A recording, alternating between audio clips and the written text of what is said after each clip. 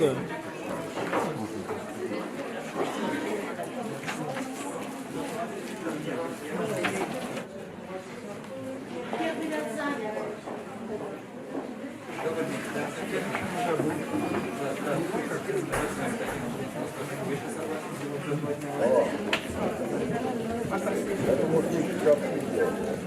Ну, потому что ему приняли.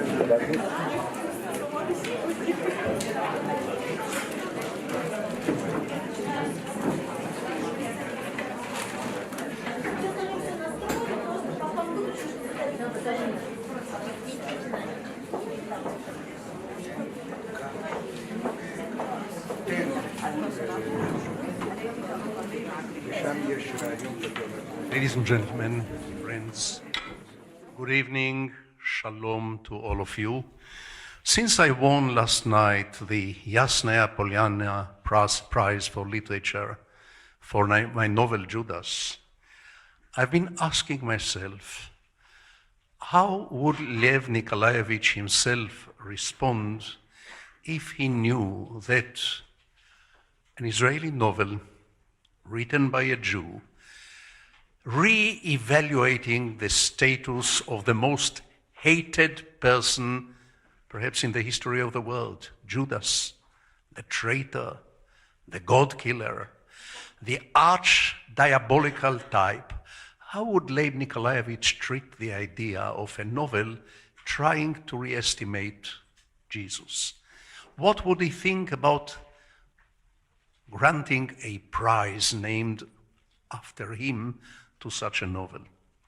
I'll never have the answer, but my guess is that he would be very surprised in the beginning, perhaps even slightly shocked, but later on I can see him smiling into his bird. Is this a smile of agreement or a smile of surprise or a smile of discontent?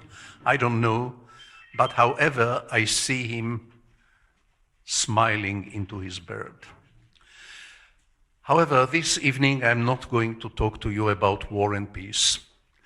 Not even about war and peace in the Middle East, although I have one or two things to say on the subject. This will be about the conception of my novel, how this idea involved it in my mind for many years, even decades, before it finally materialized with this novel. First and foremost, let me tell you that my daughter Fania, Professor Fania Oz Salzberger, who is fortunately with us in the auditorium this evening, she wrote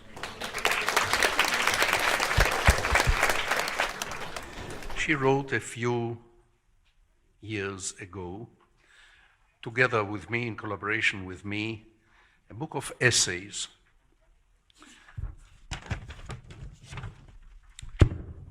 And this book is called Jews and Words.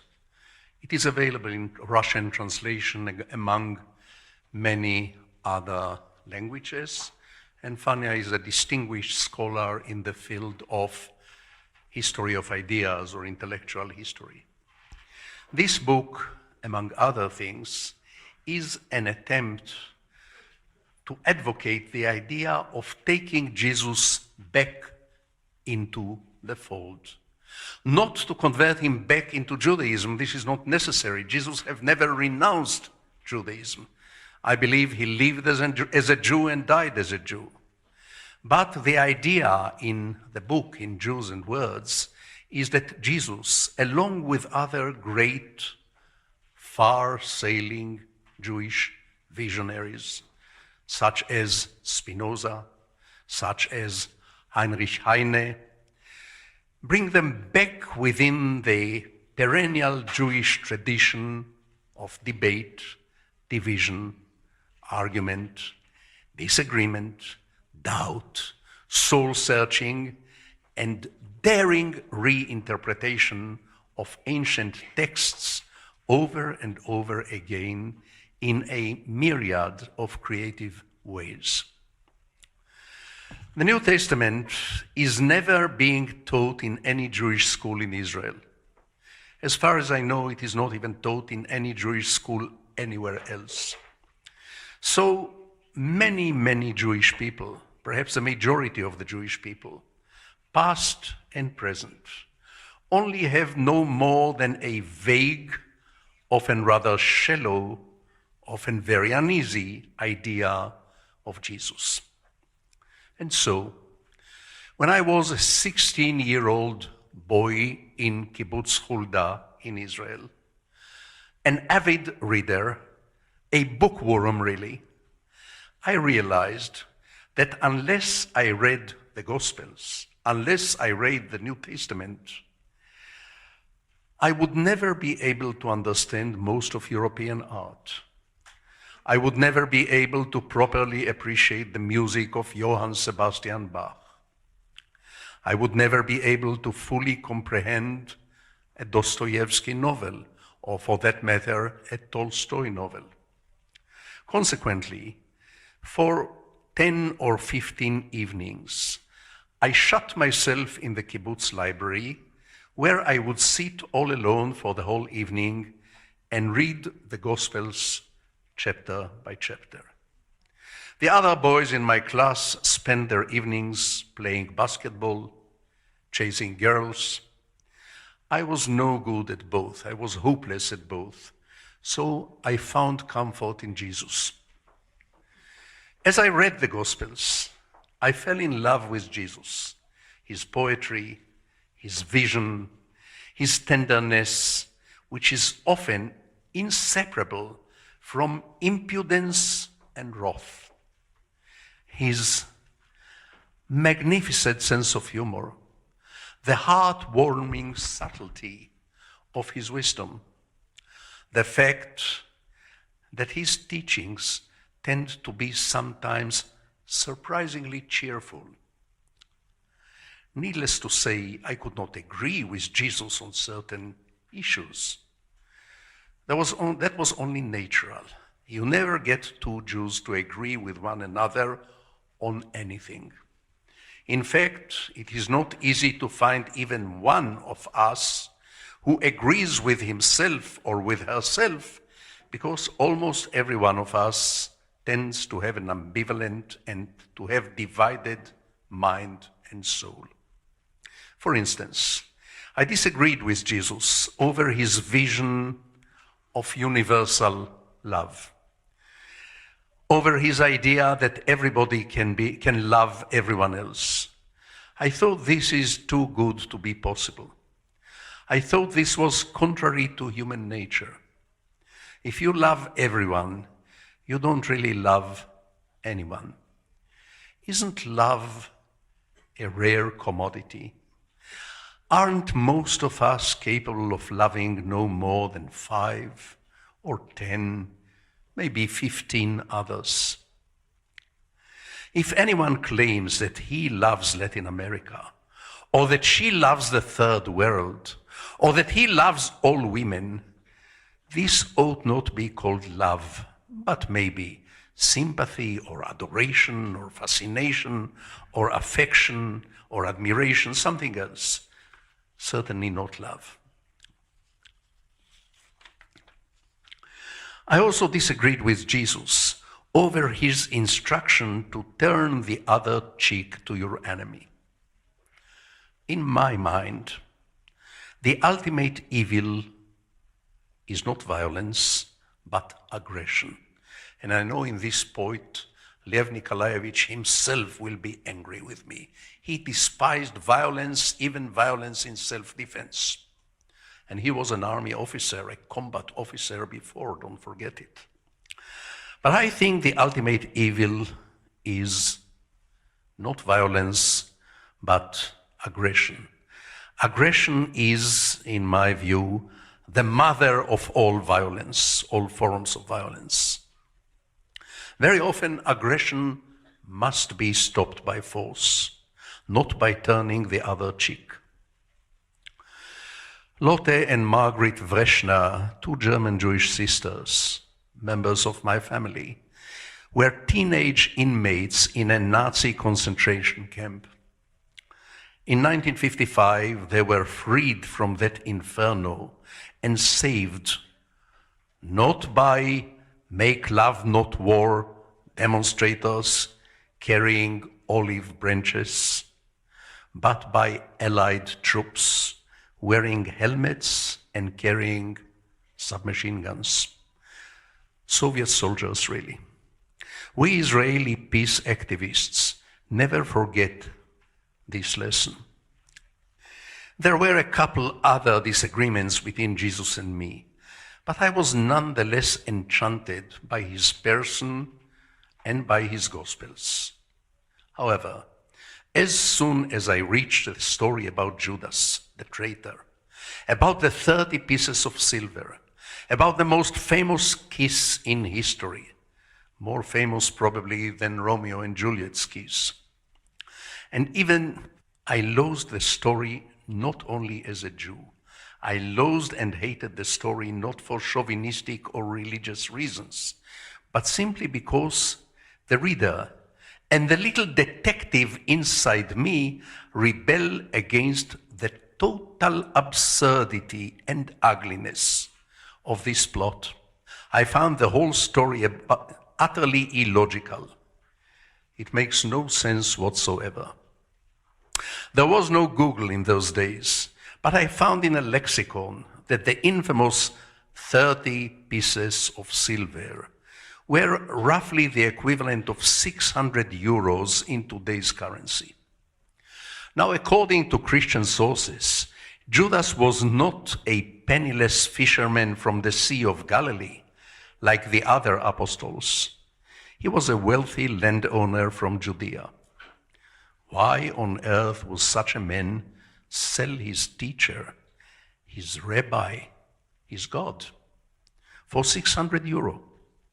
And if he was so mean and so utterly blinded by greed as to sell his master and his God for 600 euro, why would he go hang himself immediately after? It struck me as simply incomprehensible. But above all, I simply could not conceive why would anyone on earth offer Judas even 1 ruble for kissing Jesus after the Last Supper, thus identifying and betraying him to the men who were sent by the priesthood to arrest Jesus. The whole of Jerusalem knew Jesus. He was famous. Didn't he preach at every city square and on every street corner? A couple of days earlier, Jesus created a monumental scandal in the heart of Jerusalem by turning over the tables of the money changers at the gates of the temple. Those money changers, whose business, Jesus felt, was desecrating the temple. By the way, a remarkably violent endeavor on Jesus' part. Apparently, he must have forgotten for a moment that he was Jesus Christ. He must have been filled with rage and wrath to the very point of momentarily forgetting his own teachings. Actually, I like him even more for being capable of losing his temper, just like you and me. I also note the fact that the man who turned over the tables of the money changers could not have been exactly meek and mild, at least not physically. There was something explicitly brawny about a man who could walk from one table to the next, turn them upside down, and probably confront and overcome some forceful resistance from at least some of the bewildered victims of his violence. This is not me, these are the Gospels, it's in the book. I have not invented this violent Jesus Christ. The whole of Jerusalem knew Jesus. Why pay Judas good money to kiss him on the cheek in order to make the arrest possible? Jesus did not try to run away or to hide when the jailers came for him. He did not shave his beard or put on a large cowl to conceal his face.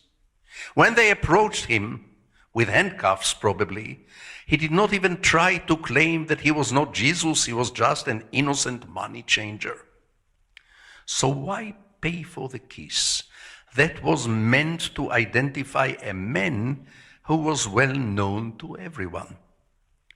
It did not make any sense to 16-year-old me, and now, more than 60 years later, it makes even less sense to me. It also struck me as a very poorly written story, its protagonist resembling a Hollywood stereotype of a small-time villain in a third-rate movie. A repulsive, sly, greedy, treacherous, deceitful creature. Almost every possible negative cliché is attributed to this Judas Iscariot. Moreover, I realized even then that this was far from being an innocent story. Ladies and gentlemen, the Judas of the Gospels is the very poisonous source of the ancient archetype of the eternally demonized and accursed Jew in many cultures and in many Christian civilizations. Any decent editor, I thought then, and I still maintain now, any decent editor should have edited this story out of the Gospels. It is a nasty appendix. It is not even necessary for the evolution of the storyline. What exactly would have been missing if Jesus walked all the way from Bethlehem to the River Jordan, via Galilee and Samaria and the Mount of Olives and Jerusalem to crucifixion and resurrection, with no Judas, no pieces of silver, no treacherous kiss? Ladies and gentlemen, no other story ever told on this planet, generated so much hatred, so much violence, so much bloodshed, so much persecution, so much murder as this hateful story about betrayal, about 30 pieces of silver, and about the kiss. In Christian tradition, in the depth of Christian psyche, Judas is almost always the ultimate traitor, the most disgusting, mean, dishonest, repulsive, greedy. At least so it is in every European dictionary, where the word Judas simply means traitor. How can a little boy or a little girl say in a small village in Bavaria, or maybe in a small village here in Russia, how could such a little boy or such a little girl, hearing the blood-curdling story for the first time at the age of 3 or 4, from a loving parent or from a loving grandparent, or maybe from a nursery teacher, often in the Easter play at the town square, how could he or she draw the line between Judas and Iude in German, or in Spanish between Judas, Judas and Judíos? The close similarity between the terms in almost every language invites endless, spiteful, racist prejudices. You call a person Judas, you are spitting this person in the face. A football player deserting his team to join the rivals is very often called Judas by his former fans, in particular if the transaction involves some money. This may be the time for fair disclosure. Ladies and gentlemen, my father's first name was Yehuda, Judas. My son's middle name, after my father, is also Yehuda, Judas. So you happen to be looking at the son of Judas, and the father of Judas. Many times in my life, I have been called a traitor by some people in my country. The issue of treason and loyalty is present not only in my novel Judas, but also in many of my other works, from Unto Death to Fema to Panther in the Basement. The character in Judas, in the Gospels, is the Chernobyl of Christian anti-Semitism for the last 2,000 years, a source of lasting mass poisoning of innocent souls, polluting the relations between Jew and Christian for over 2 millennia. Recently, Islamic anti-Semitism nowadays borrows the stereotype of Judas in order to enhance hatred against Jews. Loyalty and betrayal, faith and faithlessness are among the central themes of my novel, Judas. Its full name in Hebrew, by the way, is not Judas. It is the Gospel according to Judas. So loyalty and betrayal, faith and faithlessness are among the central themes in my novel, Judas, although they are not necessarily the heart of the novel.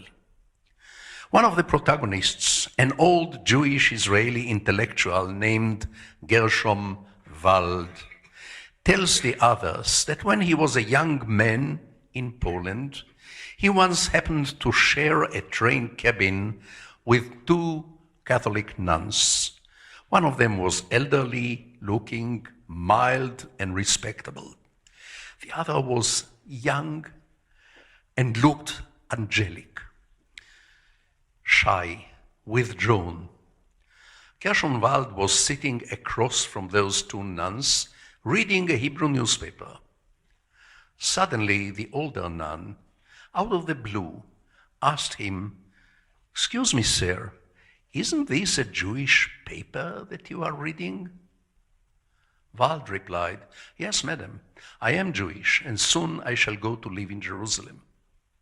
Silence, a long silence. At the end of the silence, the young one said sheepishly, in a charmingly innocent voice, close to tears, "He was so sweet. How could you do that to him?" Gershom Wald replied, "You know, miss, I happened to miss that terrible event. I had a dentist appointment on that particular Friday morning in Jerusalem." Here comes a second disclosure. This happened to me, not in Poland, in another Catholic country in Europe, in a cabin during a long train journey. 2 nuns, an elderly one and a young one. I held not a Jewish paper, but a Hebrew book. Then all of a sudden, "Sir, excuse me, you are not by any chance reading a Jewish book, are you?" And then, at the end of a very long silence, the young, angelic-looking nun meekly wondered aloud, "How could you do that to him? He was so sweet." I could kick myself for not using the dentist appointment line for an answer. Let us consider all of this from the point of view of an innocent Christian little girl or little boy, hearing the story about the betrayal and the God-killing for the first time. Would he or she not fear and tremble at the thought that somewhere in our midst there lurks, well disguised, someone fearsome and sinister, someone capable of simply waking up one bright morning, brushing teeth, drinking a cup of coffee and killing God? To kill God, one has to be infinitely vicious, but at the same time also formidably powerful, even omnipotent. This diabolical combination, being utterly vicious, but at the same time in possession of monstrous powers, being seemingly loyal, even devoted, but at the same time secretly subversive, even treacherous. This had been the most common anti-Semitic cliché throughout history. There are so many images of Judas in so many paintings of the Last Supper in the Middle Ages, the Renaissance, the Baroque. Often we can see in these paintings 11 handsome men. In many paintings, these men are blonde, tall, distinctly Aryan. Jesus in the middle, stunningly charming, dreamy, almost childlike. But in the corner of the table, in many of those paintings, in the corner of the table, there is this repulsive little Semitic creature with big ears and a protruding, crooked nose, squinting eyes, thick lips, rotten teeth, and a sly, voluptuous smile spreading across his face. He is us, Jews, ladies and gentlemen, in much of the popular Christian imagination through the generations. None of this repulsive imagery was invented by the Nazis, by Der Stürmer, by Joseph Goebbels. The Nazis simply borrowed their anti-Semitic images directly from very many works by Christian artists in former generations.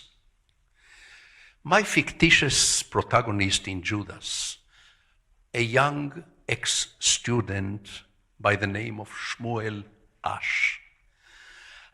He was a student of comparative religion in Jerusalem in the late 1950s. He presents his own version of the same story. If you wish, his alternative truth. Shmuel suggests that Judas never betrayed Jesus. He is, of course, not the first to offer this idea. It has been expressed several times before. Actually, there is an old theory maintaining that Judas was, in fact, humbly fulfilling his role in a divine plan. He was simply acting his part in the passion.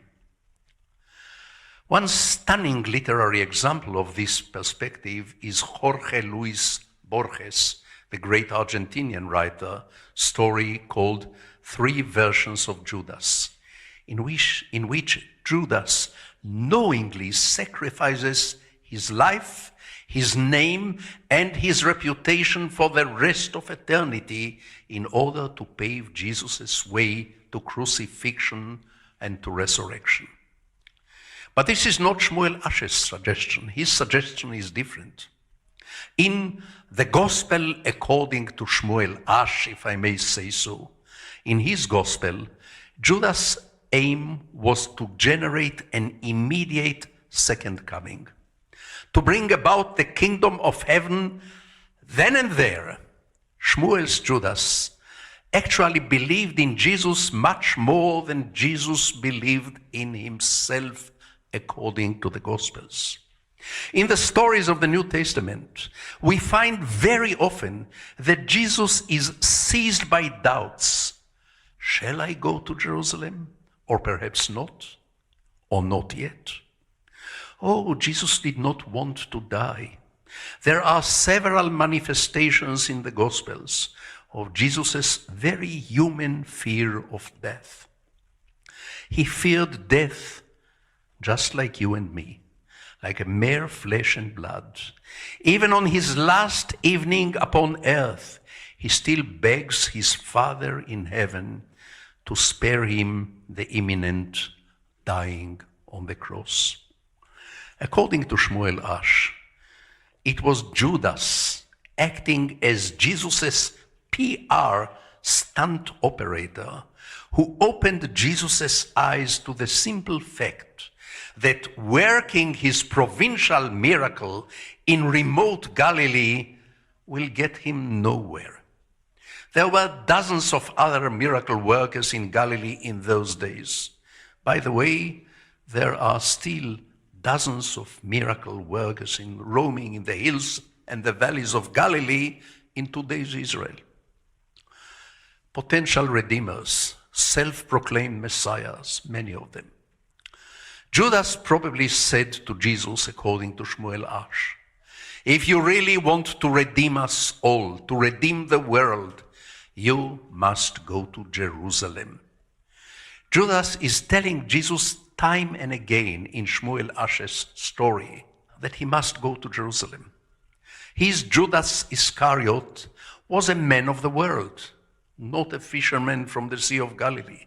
He was close to the Jerusalem priesthood, close to the rich and the mighty, commissioned by them to go to Galilee undercover, barefoot and wearing rags, mingle with Jesus' followers, with Jesus' lot, then bring back to Jerusalem some useful information to help verify vague rumors, strange vague rumors about this possibly heretic new Galilean sect. In Shmuel's story, Judas Iscariot, perhaps overnight, or maybe in the course of time, becomes a true believer, a born-again one. The skeptic, mundane, city man is ignited with burning faith in Jesus, in Jesus' mission, in Jesus being the Redeemer, the Savior, the Messiah, the Son of God. And so Judas the spy is born again as Judas the apostle. And being a man of the world, unlike the others, being a man of the world, he becomes a sort of natural chief executive or head of operations for Jesus, for his group of dreamy followers. Shmuel's Judas must have had a certain idea about national and international exposure. We must go to Jerusalem, he keeps telling Jesus. You must get crucified in Jerusalem.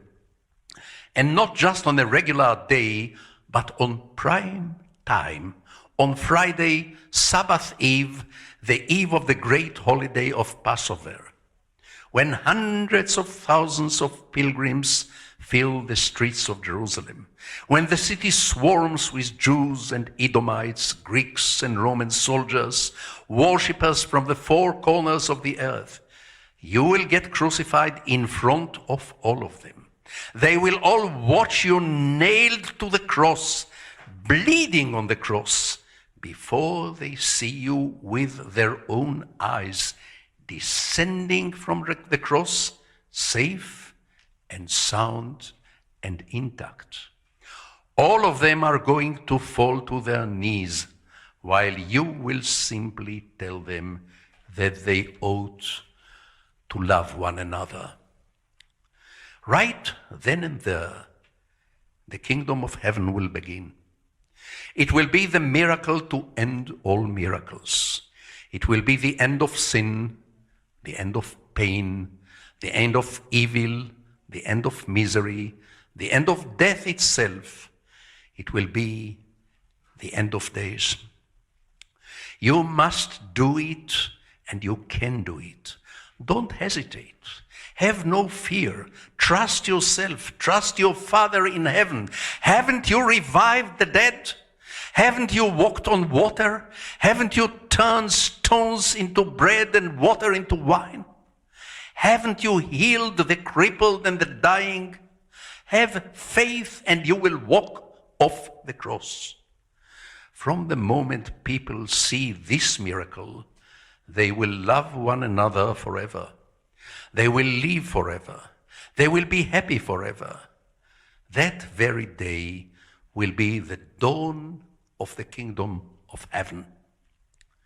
Judas, as Shmuel Ash has it, uses his connections with the priesthood and his good ties with the Roman rulers of the land. Perhaps Judas was telling them that this one was not just another lunatic Jew obsessed with God like the rest of them. This one was special. This one was a rebel, a threat to Roman government. This one was only loyal to a totally different kingdom. This one was also dangerous to the priesthood, as he spreads among the people the subversive idea that all of us can be equally close to God, even thugs, even prostitutes, everyone. In short, Judas has to use his good connections in Jerusalem to arrange the crucifixion for Jesus. Nobody was particularly interested to crucify Jesus. Jerusalem was full of redeemers, self-proclaimed prophets, messiahs, bringers of divine tidings. Even today, Jerusalem is filled with such people: Jews, Christians, Muslims, world reformers.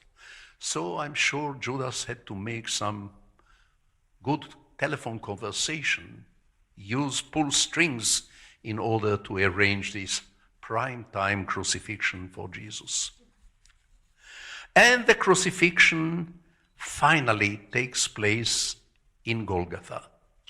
Judas, standing at the foot of the cross, along with a small group of loving women and disciples, among the huge crowds of spectators, while the whole of Jerusalem crowding there in the scorching midday heat, watching Jesus bleeding for hours on the cross, suffering, screaming with pain and agony, desperately calling for his mother, until Judas realizes that the time has come. This is when Judas turns to Jesus, looks up at the cross and say, "Show them now. Can't you see that the crowd is beginning to disperse? Sabbath is approaching. The holiday is almost there. People have to do the cooking, the cleaning, the other preparation. Now is the moment. Do it. In God's name, do it right now." Jesus tries. And this, ladies and gentlemen, is the moment when Jesus utters what might be the most painful words ever pronounced. Eli, Eli, lama shevactani. My God, why have you forsaken me? Those words, according to Shmuel Ash, could only come from the mouth of a man who at least half-heartedly believed that he was going to make it, that he was going to walk off the cross, that his Father in heaven would spare him at the last moment. This time, he does not call his Creator Father, my Father. Oh no, he calls him my God. More often than not, Jesus in the past addressed God as my Father, but not now. The Almighty had forsaken Jesus, betrayed him.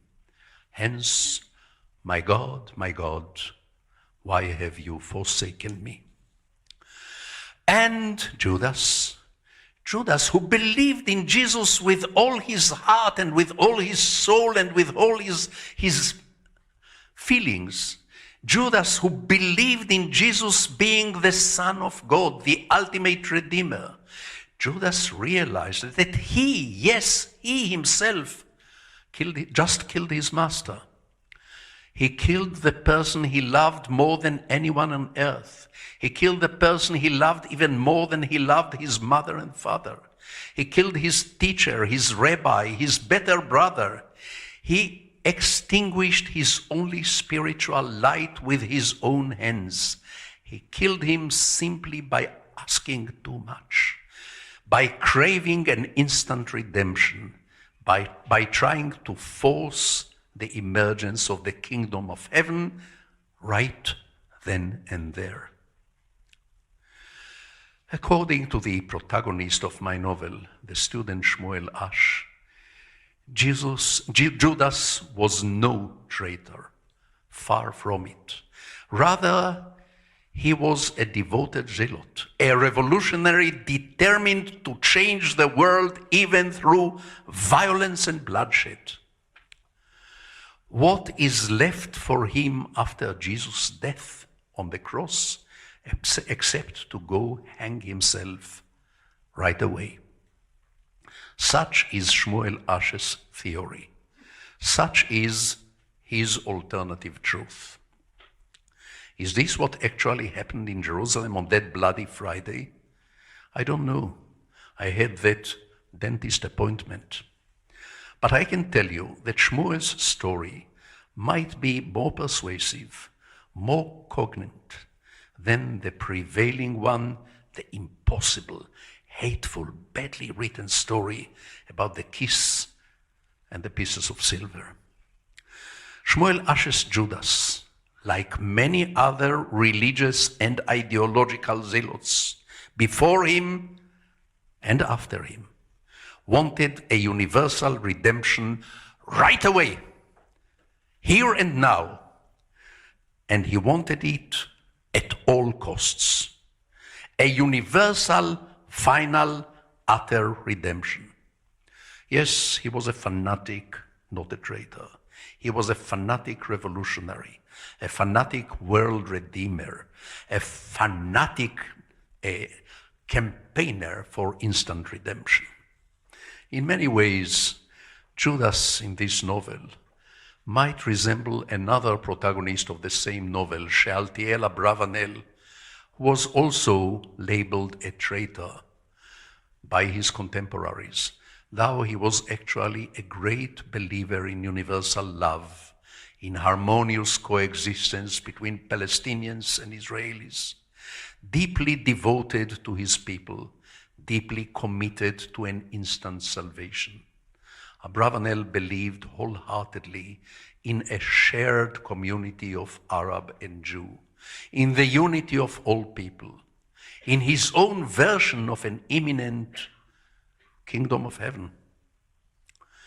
As Judas hangs himself, my protagonist says, "Thus died the first Christian, the last Christian, the only Christian." I know these are shocking words. I have to admit that my hand was trembling a little bit as I wrote those words in the name of Shmuel Ash. Let me now conclude by telling you what the crux of my novel, at least from the point of view of its author. Judas is not first and foremost a novel about the road to Golgotha. This road remains in the background. Jesus, Judas, Abravanel, they are only present in the plot as ghosts, with the exception of chapter 47, where Jesus and Judas are alive in the beginning of the chapter and dead, both of them, at the end of that chapter. My story is primarily about two men and one woman sitting for a whole winter in a book-lined study in an old stone house in Jerusalem, drinking gallons of tea and talking and talking and talking and then talking even more. This, ladies and gentlemen, is not the beginning of a joke, but the zest of my novel. Three people drinking tea and talking together despite their painful differences. That is all. I mean, don't buy the book if you think it's boring to read some 300 pages about three people drinking tea and talking. In the beginning of the novel, in the start of that winter, each one of them is like a totally alien planet in relations with the others. They belong in different generations, different genders, divided by different worldviews, conflicting values, clashing tempers, and totally different life experiences. Right from the outset, these three people are almost destined not only to dislike, but to loathe one another. They are destined to be enemies. Yet somehow, toward the end of the novel, they become close to loving one another, very close. This is the minor miracle in Judas. No universal redemptions, no magic formula for instant salvation, just a low-key novel about the mysterious paradoxes of love, and yes, about the power of words.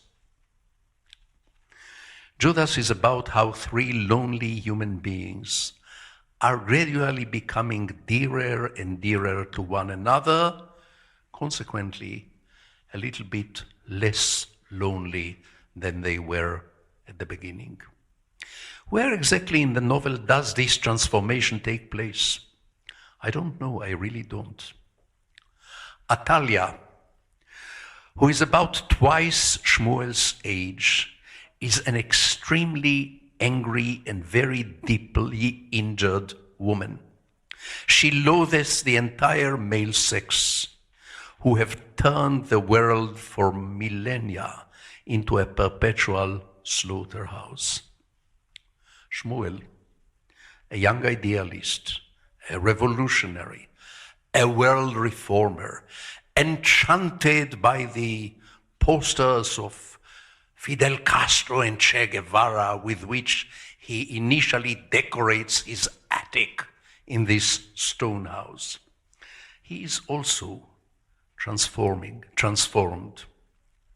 He is ignited with burning sexual desire for Atalia almost the moment he sets eyes on her. Not almost. The moment he sees her for the first time, he is ignited with an obsession of sexual desire for this woman.